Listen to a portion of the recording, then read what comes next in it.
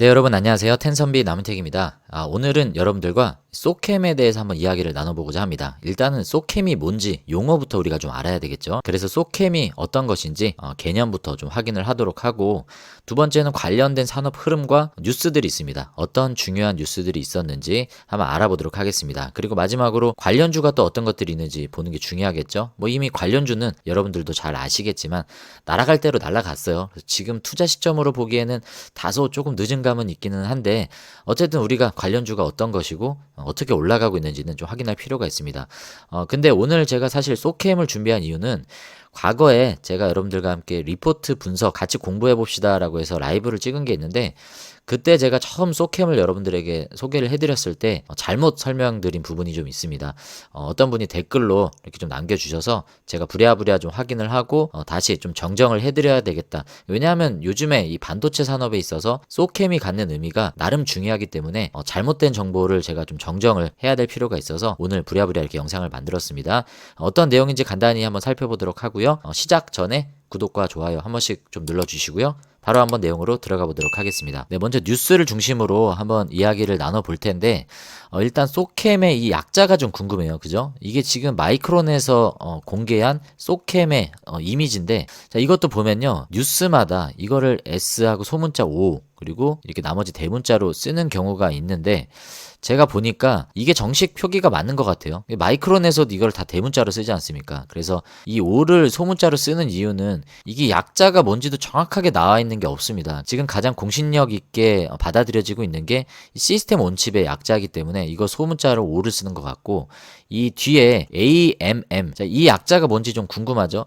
저는 이게 뒤에 캠이 나와서 어디서 설명을 제가 잘못 들어서 그랬는지 모르겠는데, 이게 카메라 센서인 줄 알았어요. 그래서 시스템 온칩 방식으로 옆에 카메라 센서를 이렇게 부착한 형태다라고 저는 설명을 드렸는데, 그게 아니었습니다. 제가 완전 잘못된 설명을 드렸기 때문에 혹시 그때 제 설명을 듣고 지금까지 잘못 이해하고 계신 분이 계시다면 먼저 좀 죄송하다라고 말씀을 드리고, 지금부터 정확한 개념에 대해서 다시 한번 좀 공부를 해보도록 하겠습니다. 그래서 여러분들이 물론 뭐 제가 올려드리는 영상을 보시는 게 저한테도 되게 감사한 일이긴 하지만, 제 영상조차도 여러분들이 검증을 해보셔야 됩니다. 여러분들이 추가적으로 확인도 해보셔야 되고, 잘못된 게 있다라고 하면 언제든지 저에게 정정 요청을 해주시면 됩니다.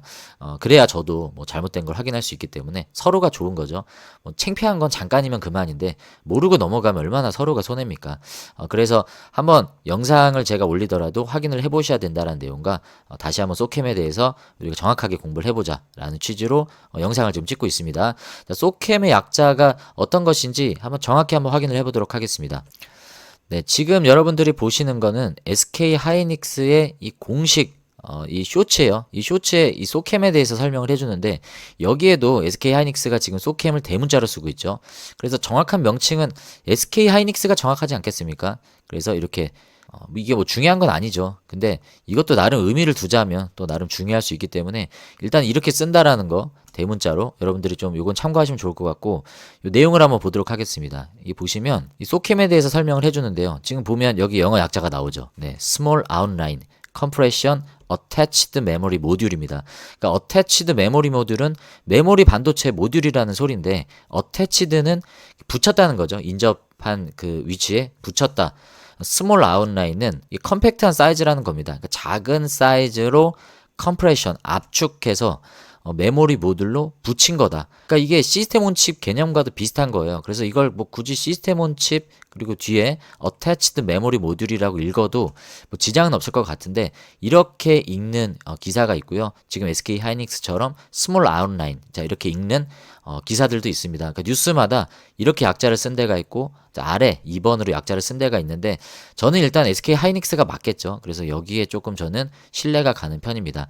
여러분들도 소캠 하면 이 약자다 좀 이해하시면 좋을 것 같고, 여기 한번 여러분들 들어오시면 설명이 여기 자세하게 나와 있습니다. 한번 볼까요? 네, 좁은 공간에서도 AI 연산을 빠르게 처리해 줄 수 있는 초소형 메모리다. 그러니까 프로세서 옆에 붙여서 실시간으로 주고받는 역할, 손안의 AI 비서처럼 이렇게 프로세서가 진행하는 역할을 도와주는 뭐 그런 역할을 하는 게 소캠이다.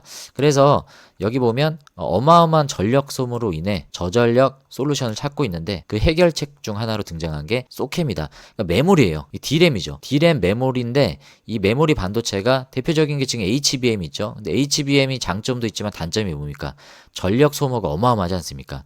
AI 반도체 관련해서 이 고전력 부분을 해결할 수 있는 해결책 중에 하나가 소캠인데 이게 지금 부각을 받고 있다는 거예요. 그래서 여러분들이 AI 반도체 관련 메모리를 크게 세 가지로 이렇게 나눠볼 수 있는데 첫 번째가 우리가 잘 아는 HBM이 있고요. 그리고 두 번째는 아직 뭐 이렇게 도입 단계는 아니지만 CXL이 굉장히 부각이 되고 있고 이번에 새로 부각이 되고 있는 게 소캠입니다.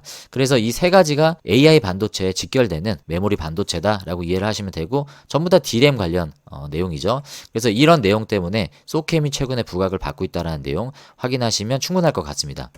네, 그래서 아까 그 뉴스로 다시 들어오시면 이게 2025년 3월에 나온 뉴스예요. 메모리 3사가 삼성전자 그리고 SK하이닉스 그리고 지금 소개하는 마이크론이 있죠.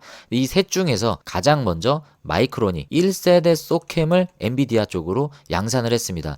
지금 사진에 보시는 이 이미지고 자, 엔비디아가 주도하는 AI 특화 메모리 모듈 시장을 선점할 수 있다. 그러니까 지금은 마이크론이 가장 앞서서 나갔는데 이제 2세대부터는 좀 내용이 달라졌습니다. 그것도 이따 뉴스에 나오니까 확인을 해보도록 하고요.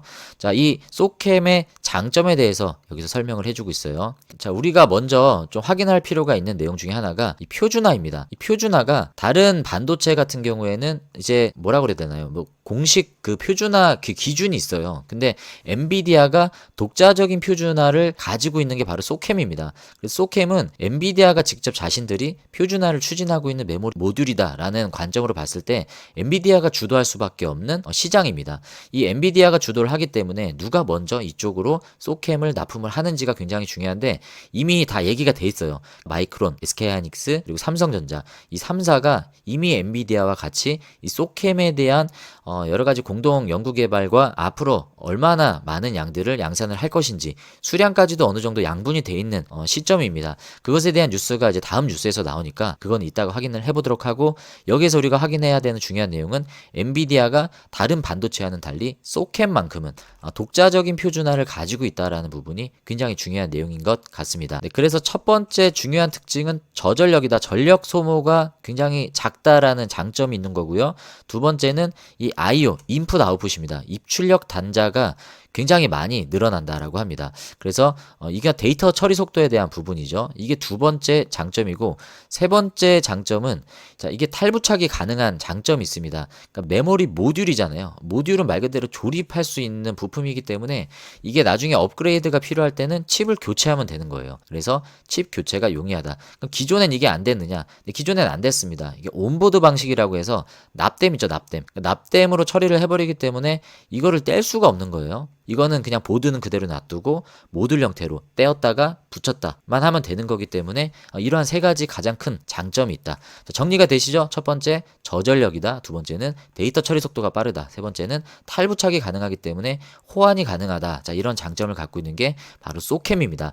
그래서 HBM을 잇는 제2의 HBM이다 라고 소개를 받을 만큼 각광을 많이 받고 있는 내용이고요. 자, 그리고 CXL을 이을 차세대 제품으로 관심이 높아지고 있다고 하는데 HBM은 억울할 게 없는데 CXL은 좀 억울하지 않습니까? 뭐 시작한 적도 없는데 뭐 이것을 이을 차세대 제품이라고 하는 걸 봐서는 마치 CXL을 건너뛸 것 같은 그런 느낌이 좀 있기도 해요. 그래서 저는 사실 CXL 관련주를 예전부터 관심 있게 봤는데 참 비운의 키워드인 것 같습니다. 얘는 희한하게 뭔가 주목받을 법도 한데 아직까지는 크게 주목을 받고 있진 않아요. 물론 이게 지금 뭐 종결 상태는 아니에요. 하지만 그냥 느낌이 좀 그런 느낌으로 가는 것 같아서 CXL이 비교적 좀 소외를 받고 있고 소캠이 많이 부각을 받고 있다. 그런데 결론적으로 말씀을 드리면 이 소캠 관련 사업을 하고 있는 뭐 대표적으로 TLB 같은 회사가 그렇죠. 심텍도 마찬가지고 이런 회사들은 CXL, 소캠 이 두 가지 모두를 다 겨냥하고 있기 때문에 굳이 뭐 우리가 구분을 할 필요는 없을 것 같습니다. 자, 여기까지 좀 이해를 하고 넘어가 보도록 하고요.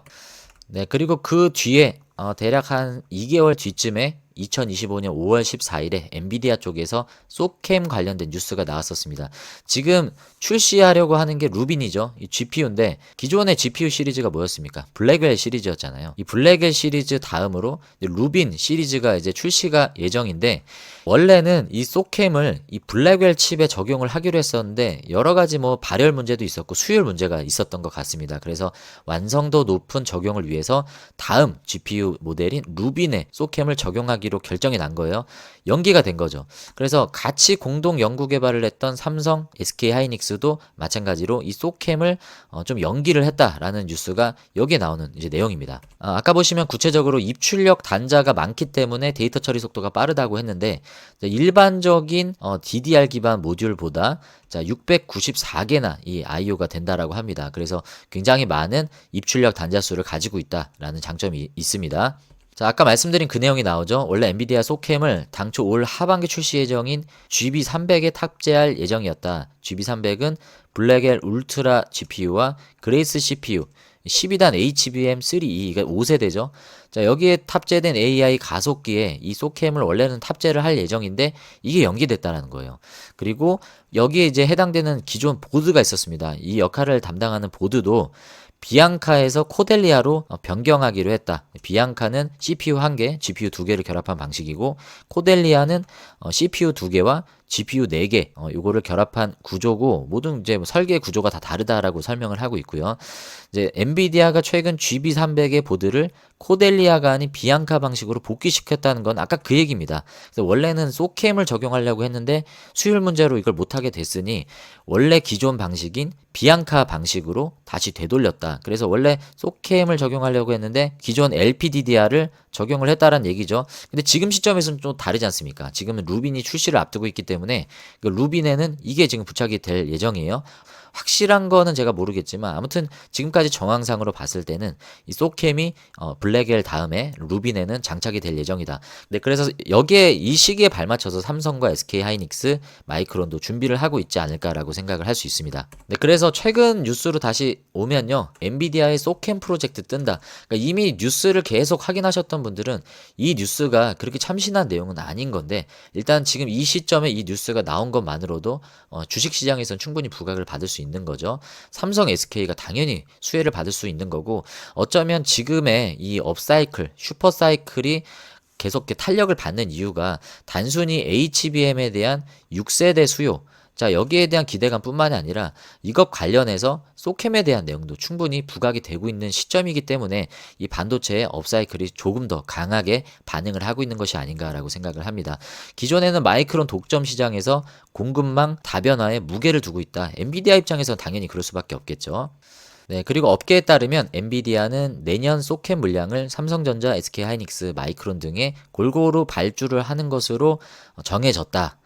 그리고 엔비디아는 내년 출시하는 루빈 GPU와 함께 CPU인 베라에 2세대 소캠을 탑재할 계획이다. 1세대는 추정컨대 마이크론이 공급을 해왔지 않았을까 싶어요. 제가 뭐 정확하진 않지만 마이크론이 어디에 공급한다라고 정확히 얘기는 하지 않았는데 뭐 당연히 엔비디아지 않겠습니까? 그래서 2세대 소캠부터는 이제 마이크론 이제 독점 구조에서 삼성전자, SK하이닉스로 이렇게 3등분 되는 구조로 갈 것 같고 이게 비율이 좀 나오는데요.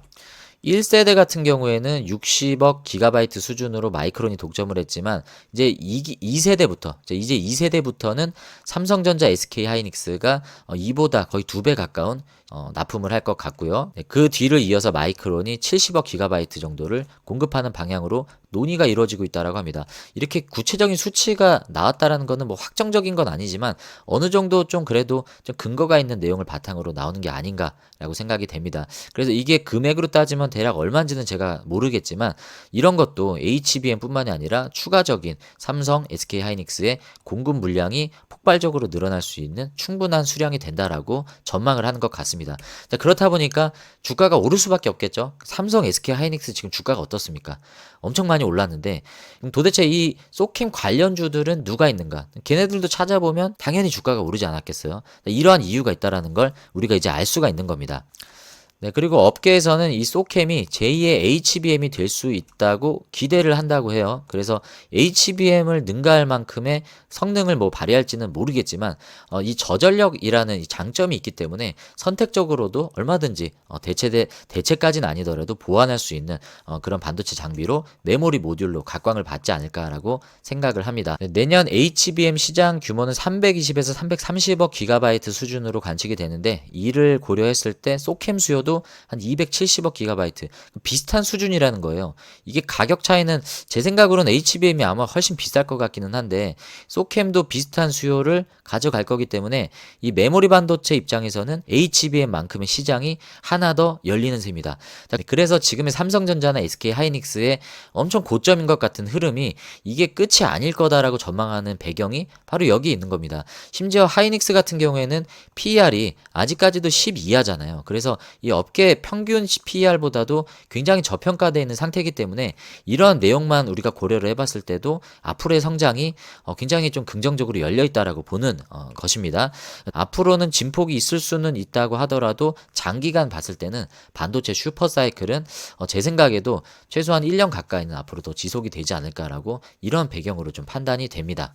자, 그러면 관련주를 좀 보겠는데요. 일단 관련주로 가장 많이 거론되는 것 중에 하나가 최근에 이 그로스 리서치에서 심택이라는 종목을 부각을 좀 시켰어요. 네, 심택은 PCB 시장을 겨냥을 하고 있고요. 네, 이 리포트에서는 심택을 좀 주목을 하고 있는 것 같습니다. PCB 사업을 하고 있기 때문에 이 메모리뿐만 아니라 이 서버용 PCB 시장에서 그리고 낸드 기반 제품 수주 증가와 소캠 양산 준비가 본격화되면서 가시적인 성장 모멘텀을 확보했다. 그러니까 지금 1차적으로 PCB 쪽 사업을 하는 관련주들이 가장 상승폭이 좀 큰 것 같습니다. 이 소캠 관련주 중에서 말이죠.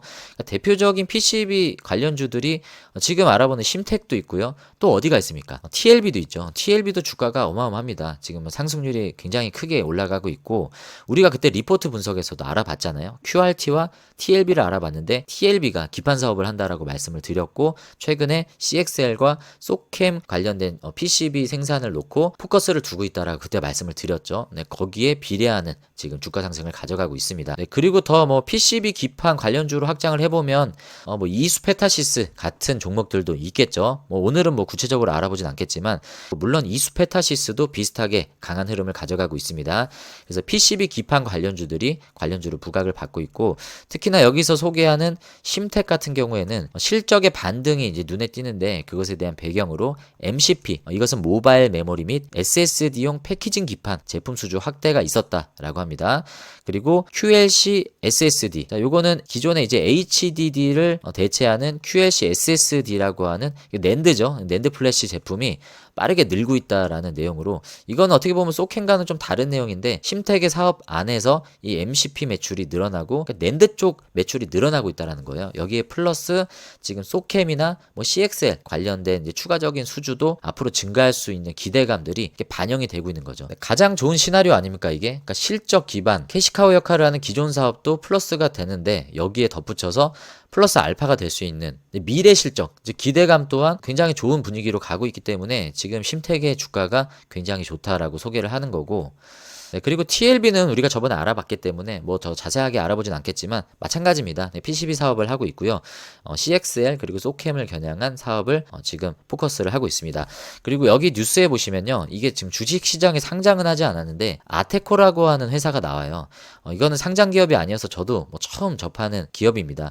소캠 테스트 핸들러. 여러분들 테스트 핸들러 하면 딱 떠오르는 최근에 종목 분석했었던 종목이 생각나셔야 됩니다. 뭐가 있습니까? JT죠. JT가 이 핸들러 장비 특별히 버닌 소터 쪽을 이제 가지고 있는데 이 주력 제품을 넘어서서 지금 HBM을 개발을 하고 있다라고 했죠. 그래서 HBM 쪽 테스트 핸들러 뭐 이런 쪽 제품이 이제 앞으로 출시가 된다라고 하면 JT도 지금은 사실 좀 시큰둥하잖아요 주가가.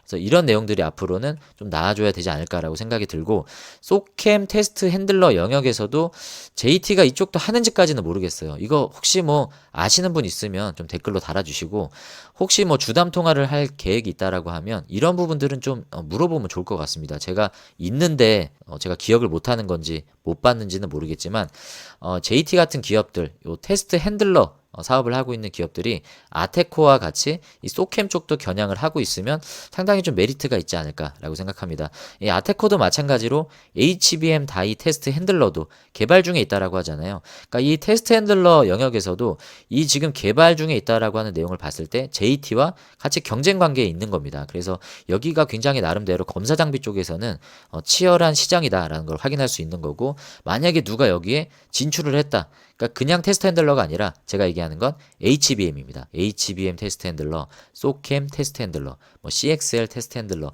뭐 이런 내용들이 나온다라고 하면 굉장히 좀 부각을 받을 수가 있겠죠. 그래서 그 내용을 한번 여러분들도 찾아보시고 있으면 저한테 좀 알려주십시오. 네, 참고로 이 기사에서도 소캠을 시스템 온칩 with advanced memory 모듈이라고 하잖아요. 여기는 어태치드도 아니고 어드밴스드입니다. 그러니까 이렇게 약자 용어가 다 달라요.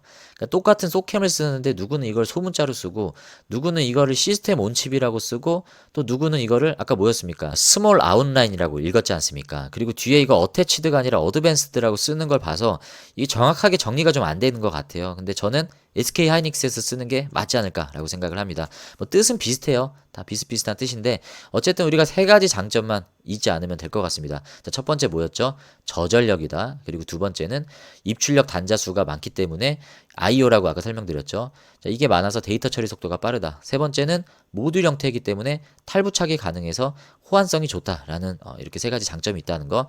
여러분들이 소캠을 들으시면 딱 이렇게 정리를 하시면 좋을 것 같습니다. 이게 마치 뭐 제네시스의 장점인 것처럼 이렇게 설명이 됐는데 제네시스는 아니고요. 네, 그러면 여러분들이 충분히 정리가 되시죠? 그러면 이제 차트로 한번 넘어와 보도록 하겠습니다. 자, 지금 보시는 게 이제 CXL 관련주로 제가 이렇게 묶어 놓은 거예요. 보면 삼성전자 뭐 당연히 CXL 관련 사업 하고요. 엑시콘 네오셈이 이제 대장주로 움직였죠. 그리고 오픈엣지 테크놀로지, 퀄리타스 반도체 뭐 등등이 있어요. 파두도 대표적인 관련주인데 지금 CXL뿐만 아니라 이제 소캠 관련주로 이제 엮이는 게 아까 말씀드린 TLB, 심텍, 이수페타시스, 그리고 오픈엣지 테크놀로지도 관련 사업을 하고 있습니다. 그래서 관련주로 묶으려면 묶을 수가 있는데, 자, 먼저 TLB 차트를 보겠습니다. 자, 오른쪽에 보시는 게 TLB 차트죠. 최근에 이 조정이 한번 있었는데 어찌 보면 이때가 기회였고요. 그때 제가 여러분들과 함께 리포트 분석을 했었던 시점이 아마 요쯤이었을 겁니다. 요즘 3만원, 3만원에서 4만원 넘어가는 요 구간이었는데 이 부담이죠. 이거 어떻게 부담이 아닙니까? 그래서 굉장히 고점이긴 하지만 제가 52주 최고가 기준으로 봤을 때는 기존에 넘지 못했었던 전고점을 돌파하는 시점이다. 그때가 이때였어요. 그래서 이거를 돌파하게 되면 또 다른 국면으로 들어갈 수 있다. 이런 차트를 잘 보셔야 된다라고 말씀을 드렸는데 그때까지는 사실 저도 이 소캠이 이 정도로 부각을 받을 줄은 몰랐습니다. 알았으면 저도 샀겠죠. 근데 어쨌든 그러한 흐름을 가져갔고 최근의 흐름을 보면 다시 일봉 차트로 넘어와 보겠습니다. 이런 흐름을 가져갔죠. 아까 우리가 봤었던 시점이 여기입니다. 굉장히 아래에 있었던 시점이다. 이때도 기회였죠. 심지어 5만원대도 한번 기회를 줬습니다. 근데 우리는 이때도 사지 못했고요. 그리고 이때도 기회였어요. 따지고 보면. 자, 고점이었다라고 볼 수도 있겠지만 지금 반도체의 업황을 보면요. 자, 이렇게 조정을 줄 때 대장주 성격을 띠는 섹터는 우리가 좀 발빠르게 움직여야 될 필요가 있습니다. 그렇다고 지금 TLB를 사시라는 말씀은 아니에요. 자, 이런 흐름을 가져가고 있고, 자, 똑같은 PCB 사업을 하고 있는 심텍 비슷하죠. 네, 심텍도 흐름이 비슷합니다. 이거 지금 차트 안 바뀐 게 아니에요. TLB 차트가 굉장히 비슷한데 심텍도 이런 흐름을 가져가고 있고요. 이수페타시스 얘도 흐름이 상당히 강합니다. 조정 없이 가는 이런 모습이고, 그러니까 일시적으로 보시면 여기 지금 파란색 선이 21선이에요. 그러니까 일시적으로 이렇게 21선을 이탈하는 이런 경우들이 있는데요. 늘 강조하지만 이 구조적 성장 안에서 일시적인 21선 이탈은 기회로 작용하는 게 굉장히 많습니다. 여러 종목에서 이런 경우들이 많이 나오기 때문에 여러분들이 이 내용은 꼭 여러분들이 숙지하셔서 이런 비슷한 성장 사이클 안에 들어가는 이 구조적 산업 안에 있는 종목들이 21선을 이탈한다. 꼭 그때를 여러분들이 기회로 노리시면 좋을 것 같습니다. 자, 참고로 QRT도 한번 볼까요? QRT는 반도체 신뢰성 검사. 자, 지금 보시면 어제도 기회였다라고 볼 수 있습니다. 자, 요런 시점, 물론 21선을 이탈하진 않았지만 닿자마자 올라가잖아요. 그래서 이런 구간에 여러분들이 공부를 하셨고 사이클과 성장성을 여러분들이 확신을 한다면 투자할 수가 있어야 됩니다. 무조건 바닥을 잡겠다라는 시점은요, 우리가 이때가 바닥인지 어떻게 합니까? 그건 아무도 모르는 겁니다. 그거는 어떻게 보면 더 위험한 투자예요. 결과적인 얘기고, 안정적인 투자는 이렇게 확인하고 투자를 하는 게 비싸게 사더라도 안정적인 투자고, 그리고 오픈 엣지 테크놀로지도 흐름이 사실은 안 좋아요. 얘는 과거부터 흐름이 좋지는 않은데 그나마 최근에 바닥을 다지고 21선을 좀 지지하면서 올라오고 있는 흐름이면서 200일선, 이게 장기 이평선이지 않습니까? 그러니까 지겹도록 넘지 못하고 있던 선을 어느 정도 넘으려고 시도를 하고 있습니다. 거래가 더 터져야 돼요. 이 정도 거래 가지고는 안 됩니다. 조금 더 먼 시점에서 보시면 이게 무슨 거래량입니까? 그죠? 기존에 나왔었던 이 정도는 터져줘야 확실하게 뚫었다라고 우리가 좀 알 수 있는 겁니다. 그래서 이게 일시적으로 이렇게 단발성 양봉이 나올 수는 있겠지만 이런 장대 양봉 가지고는 좀 안 될 것 같고, 거래량이 수반이 돼야 된다.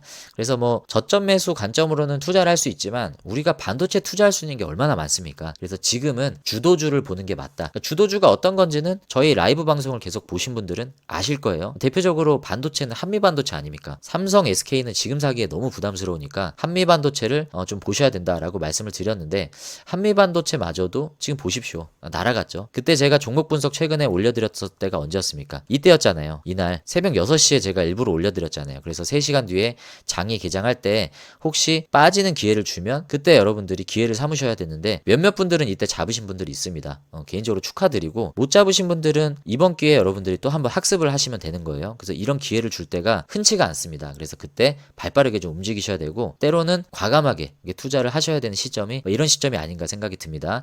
자, 오늘 소캠 관련주 얘기하다가 여기까지 왔는데요. 지금 여러분들 왼쪽에 보십시오. 이거 반도체 관련주인데요. 코아시아 빼고 다 빨간데, 빨간 것도 굉장히 시뻘겋죠. 굉장히 강한 상승을 지금 시뻘겋게 가져가고 있는 내용입니다. 자, 반도체가 지금 이렇게 가고 있기 때문에 진짜 반도체 종목 없으신 분들은 포모가 와요. 그렇다고 아무거나 사면 다 오르진 또 않습니다. 그래서 신중하게 여러분들이 주도주를 사셔야 된다. 지금도 물론 기회를 주는 몇몇 개 종목들이 있지만 가장 좋은 애들은 이미 갔어요. 뭐 대표적으로 두산테스나나 한미반도체, 이런 애들은 뭐 이미 날아간 상태고, 그나마 지금 좀 저점으로 볼 수 있는 종목들도 이미 말씀을 드렸습니다. 오늘 소캠에 대해서 한번 다시 정리를 해봤는데요. 오늘 영상은 여기서 마무리하도록 하겠습니다. 오늘 영상이 도움이 되신 분들은 구독과 좋아요 한 번씩 눌러주시고요. 여러분들의 수익은 10배, 주식은 쉽게 될 수 있도록 텐섬이 남유택이 늘 함께 하도록 하겠습니다. 네, 다음에 저는 또 좋은 종목으로 여러분들에게 인사드리도록 하겠습니다. 네, 오늘 영상 끝까지 시청해 주셔서 감사합니다. 안녕히 계십시오.